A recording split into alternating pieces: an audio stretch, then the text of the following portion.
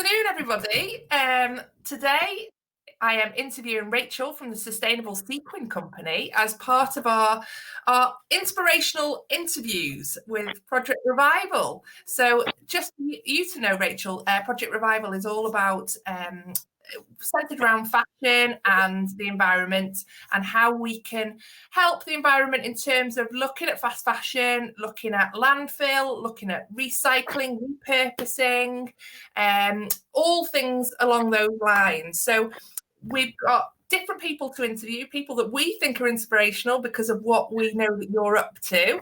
So that's why I'm sort of going to be asking you some questions today, because I've had a look at what you've done. I think it's amazing, and I really want to share that with our Outside Lives community. So just start, Rachel, by telling us where in the world you're from and what you're up to, really. Okay, thank you for that really lovely introduction. I'm from Derby in the Midlands, but I'm right down south near Brighton now, in New Haven. And you can see I'm in my little workshop at the moment, and I make sequins. Okay, so tell us more. This is interesting. So you make sequins. Now, what is it that makes your sequins so different? Well, at the moment, I use recycled recycled content within the sequins. So they're not fully recycled, but they've got some recycled PET in there. And using recycled content means that we save some resources, we save energy during processing. And there's also no PVC in my sequins, and PVC is quite a common component of conventional sequins, and it's really bad for the environment and it's really bad for human health, and that's in manufacture, use and disposal. So it's a really good thing to not have that in there.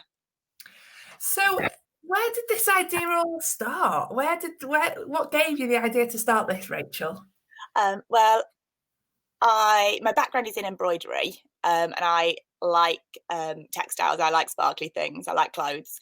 And then I did an MA part-time in fashion and the environment, because what I wanted to do was combine the two things that I really like, so textiles and the environment together.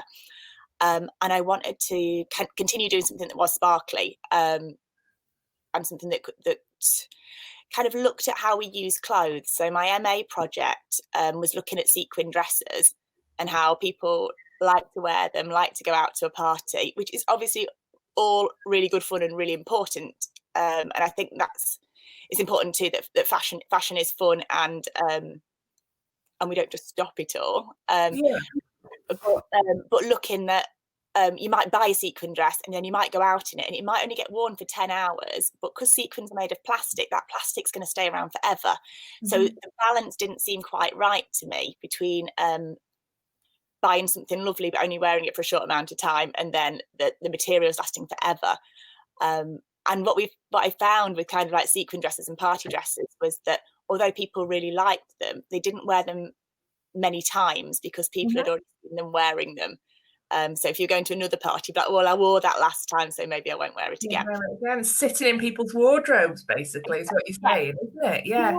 And that's really interesting as well, because what was happening, because people felt really attached to these sequin dresses, was that they weren't sending them to the charity shop even. They were keeping them, like you say, and just storing them in the wardrobe, so they weren't getting any use at all. So my idea at the time was to make sequins that dissolved. Wow.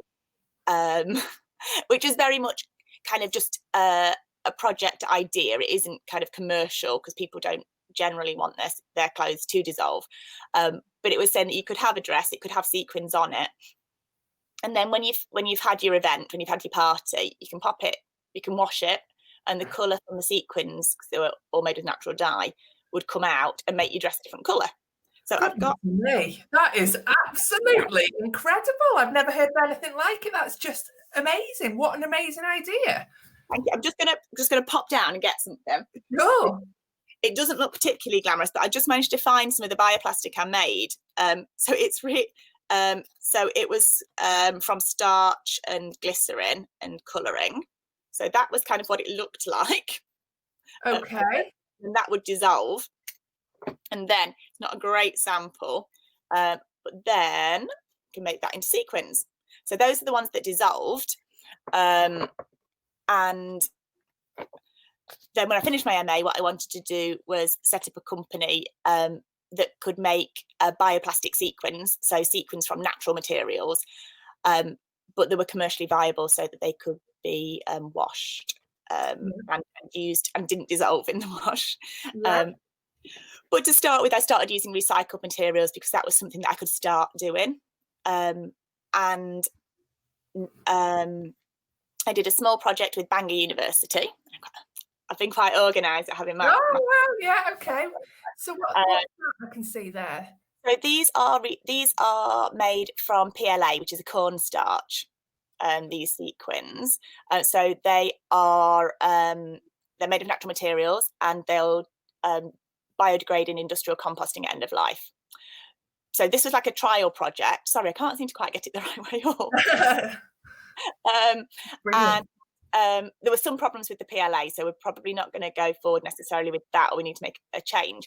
But I'm going to start working with Leeds University very, very soon, and we're going to try some different feedstock for the bioplastic. So that might be things like plants that you can grow, like corn, or it might be waste from food or something like that. Just amazing. I love how you have got perseverance and determination in this, because what you're saying is people want this product. So, and it's really important. It's glamorous. It says a lot. It's used in a lot of industries, isn't it, in terms of performance and whatever. So it's about keeping going, isn't it? You're exploring this too. You're going for it, aren't you, in terms of exploring, different ways you can make this happen, but better for the environment. I think it's incredible. It's really hard sometimes when you have an idea and when you want to do something, because I've been trying to do it for a little while, and you start doing something and then it doesn't work out, and then you try something else, and that's one of the reasons I've been using the recycled plastic, was so I could get the business going and get a bit of money coming in to try and fund the next bit. And then I've been applying for grants as well, and sometimes you don't get the grant. You might not get feedback. You might get feedback that helps you with the next one. But like you say, it really is keeping going, and I've met some really nice, useful people as well, that have been really helpful about kind of writing grants and helping with things. And I think that's really important, because it's very hard to do something by yourself. But if you've got other people that are supporting you and helping you, then it does make it easier. And using people's skills in the right places. Yeah, sure. Yeah, because you might be really good at making something, but you're not necessarily good at writing an application for something. That's and it doesn't mean that you can't do it. You need some help. I just think what you're doing is brilliant. So in terms of how people learn about it, what have you got, a website and everything? How do people find out what you're doing? My website is very much under construction. But I am hoping to kind of get that up and going, up and running. At the moment, I'm selling kind of small amounts of sequins, like for craft and home sewers, through Etsy. So okay, yeah. And I can also pass my email address on to you if it can be added somewhere, and then people can just email me. Absolutely brilliant, yes. And maybe just through watching this video, you might get some networks or people interested. I mean, who's in your team? Is it you, solely you at the moment, working with the universities? Yes, so it's just me. Well, that's not entirely true. It's just me for the Sustainable Sequin Company. But I have applied, so this is the first day I've been able to tell anybody about the grant that I've got, because I've just had the offer letter through. Yeah, so it's very exciting. So I did an application with Leeds University, and then a fashion designer called Paula Noor, who does a lot of high-end sequin dresses, and that's to develop kind of a prototype bioplastic. And we've just got some funding from Innovate UK for a 6-month project. So we're really excited about that. Congratulations! I know that feeling when somebody has agrees or validates what your passion and your interest is. It feels it's a brilliant step in the right direction for you, I'm sure. Yeah, Right. I mean, obviously, the money is amazing, but also somebody going, yes, I think this is a good thing to do. I think this is what needs to happen. Makes you feel like, okay, I can do this and I can carry on doing it. Good on you. I am totally impressed, and I think we will maintain contact and hope people signpost people to you, and certainly bear you in mind for any projects that we've got going. I mean, have you got any sort of advice for us in terms of starting Project Revival? We're hoping to deliver workshops and tutorials and things like that. So it might, is there any advice that you've got for us? Oh, right on the spot there. I'm sorry. Let me think. I think that I guess when you're starting something, it's the same with teaching, isn't it? It's that kind of thinking about what it is you want people to get out of it, and then designing the workshop for them to get that out of it. Rather than sometimes you might. I know what I'm like. I sometimes come up with like a really oh, this would be a really fun thing to do, but it doesn't necessarily relate to somebody getting the skills that you want them to get. But also, I mean, your biggest resource is the people that you're going to be working with, and in a way that's the same for me. So it's learning from the other people, I think, isn't it, and making teams. And then I mean, I guess the work that I've been doing is trying to improve the bioplastic each time, and that's the same with a workshop as well, or anything you do, is doing it and talking to the people that have been in the workshop and getting their feedback.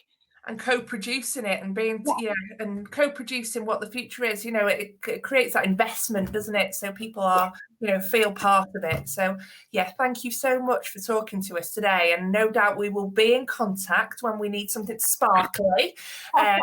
We've got all sorts of ideas in terms of upcycling, and there's been ideas that people have given us about a ball, so a zero waste ball and things like that. So I can imagine all our dresses having sequins on and looking very sparkly. So, yes.